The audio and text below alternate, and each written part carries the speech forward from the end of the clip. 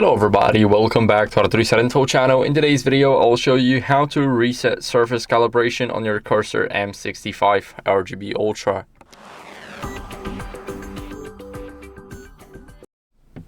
So there's no way to reset this. Of course, what you can do is go over into the device settings. You can force update it so it can reset all of the settings. It's not exactly all of the settings, but it will definitely reset your surface calibration. But what you can do here is you can move your mouse like a spiral here. So let's just touch the mouse. Let me quickly get this flower off. And what are we gonna do is we're simply gonna just restart it and reset it.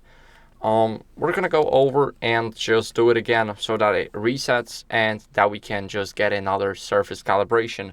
Now let's hold our left button. We're gonna move, and as you guys can see, we have to stay in a green line.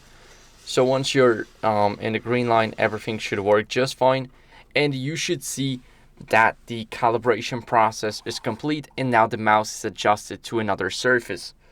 So this is the only way to reset it, just to get a new calibration process. And that's basically it for the video. So I hope it was helpful. If it was, then leave a like, subscription, and a comment, and I'll see you in the next one. Bye.